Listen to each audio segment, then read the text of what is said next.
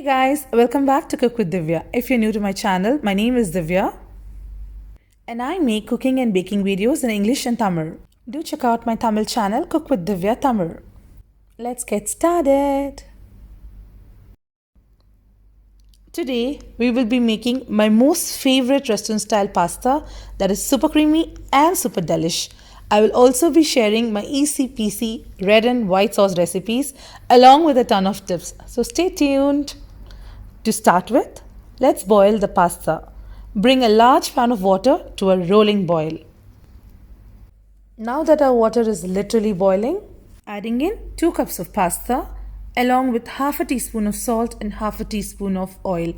Now I've added salt to give it a nice flavor, or your pasta will be bland later, and oil is added to prevent the pasta from sticking to each other. Pasta tends to have a lot of starch in it, similar to rice, so it's important to wash the pasta before adding into your water, so your water will be clean and not very cloudy.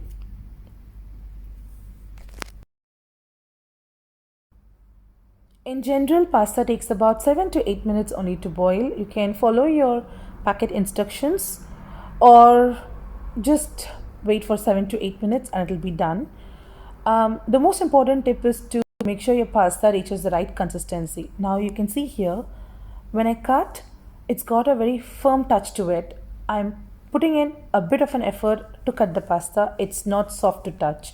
It's also got a crispy texture to it. This is exactly what we're looking for, and this consistency is called al dente in Italian, which means firm to cut. Since pasta has got more starch content similar to noodles, it's very important to wash the pasta very well after boiling. Once the water runs clear, let's add a teaspoon of oil and set the pasta aside. Now the next step is to make our red sauce. There are different ways to make this sauce and tons of variations to it, but my red sauce recipe is easy peasy. All you got to do is blend in a bunch of ingredients and you're good to go with your red sauce. Now to start with, let's take 2 large tomatoes. I prefer sour ones because it kind of adds a nice tang to the pasta, and 1 large onion, roughly chopped, along with 6 dried red chilies or more if you like more spice, half a teaspoon of chili powder. Now you can use the regular hot and spicy ones if you like really hot sauce, or just paprika or even Kashmiri chili powder for a nice color, and quarter teaspoon of sugar. Now sugar gives that mild sweetness to the whole sauce. It really gives a nice taste, and 1 tablespoon of mixed Italian herbs. Now, as you all know, mixed Italian herbs is a mix of oregano, thyme, basil, rosemary, and all of that, dried and crushed and sold in a bottle.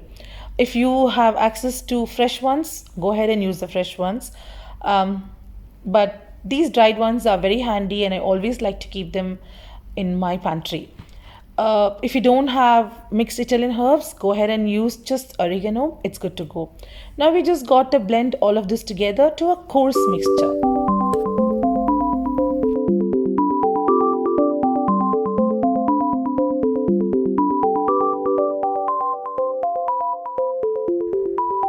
Along with 2 teaspoons of salt.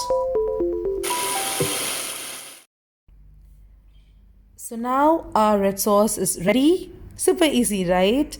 There are a lot of recipes and tons of variations where they saute, season, and stuff like that. But I'm a person of shortcuts and always on a lookout for quick and yummy recipes. Hence this super easy red sauce.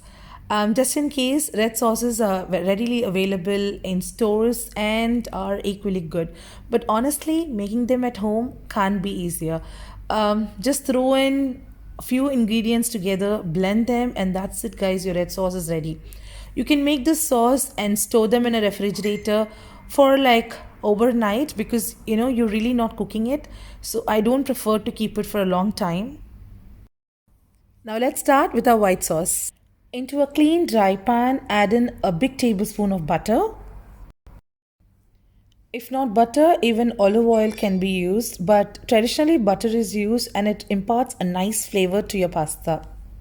Once the butter starts melting, adding in 1 tablespoon of all-purpose flour, that is maida or wheat flour. The only difference is all-purpose flour keeps the sauce nice and white in color, looks cheesy, whereas wheat flour looks a bit off-white. Today I've taken wheat flour, not that I prefer wheat flour, just that I had it in stock and that's it. Now make sure to break all the lumps because as soon as the flour comes in contact with the hot butter, it starts quickly solidifying. It's very important to stay there and literally break all the lumps. If you feel that your mixture is a bit thick, you can definitely add in a splash of oil to loosen up the sauce. Oil does the trick and it helps to loosen up your sauce very quickly. You see there, it's quick. But don't be tempted to add more oil because it kind of messes up with the flavor profile of the white sauce. Butter adds a very nice taste to it. So gently break all the lumps. It's important to actually never move away when making white sauce because the risk of burning out and ending up with a high, sticky, hot mess is very, very high. Nicely stirring it well and making sure to get rid of the raw flavor of the flour, because if the flour is uncooked, your sauce will have a very uncooked floury taste and it's not a pleasant thing at all. Now once the flour fries very well, cooks very well, adding in 2.5 cups of milk in regular intervals, because flour tends to absorb all of the milk at once. So add it slowly as you break the lumps. It's manageable, it's easy. I'm making sure to break all the lumps with the back of my spoon. You need to act a bit quickly here. It's a bit tricky, but very easy.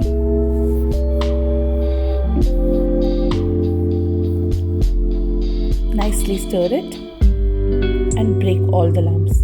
You see, slowly it's coming to a nice harmonious mixture. Now it's a bit thick. Time to add some more milk.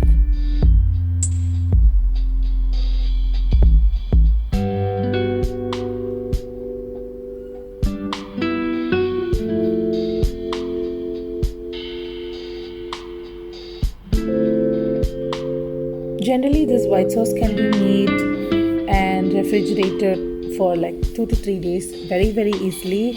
It stays really well in the refrigerator for 3 to 4 days time. So you can make it and store it in an airtight container and use it for your recipes. It's a make-ahead recipe and it's very easy. And if it really thickens up in the end, you can add a splash of hot milk to it and it loosens very well.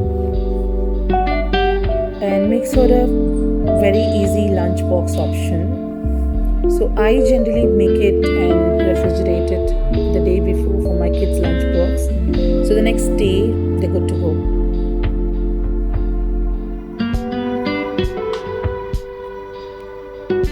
Using a balloon whisk and breaking all of the lumps.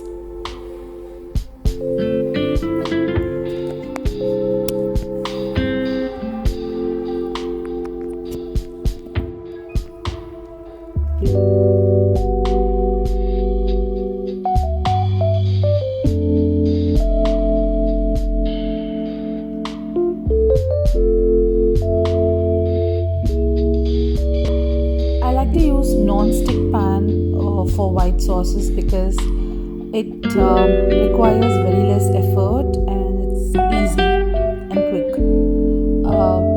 opposed to the regular pans.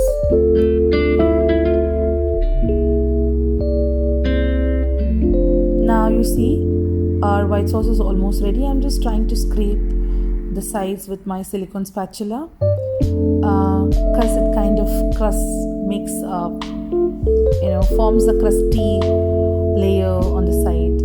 So I'm just bringing it all together and nicely mixing. You see, we have a dropping consistency right now and that's exactly what we're looking for. Not very thick, not very watery, but dropping consistency.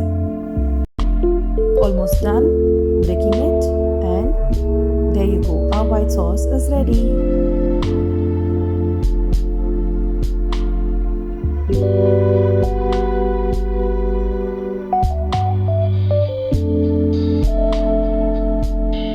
Now let's go ahead and assemble our pasta.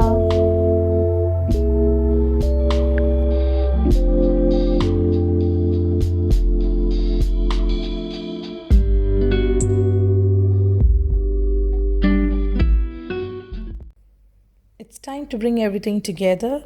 Add in a tablespoon of olive oil into a clean dry pan. Into the oil, I've added one big chopped onion and few finely chopped garlic pieces.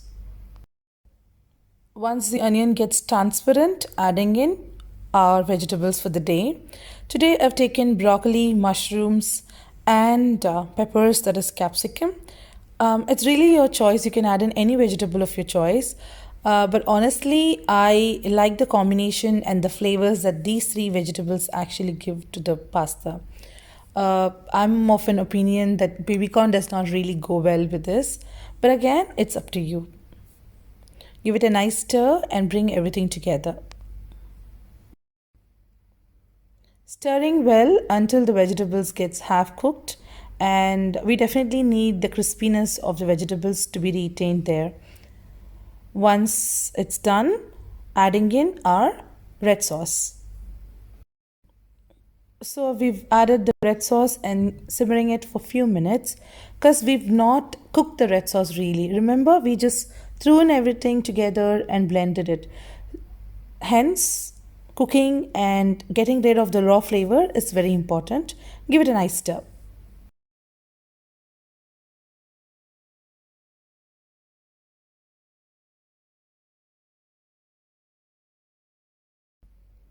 After a few minutes of simmering and stirring, in goes our prepared pasta. The pasta looks nice and separated, it's not sticking together. That's because we've added few drops of oil to it.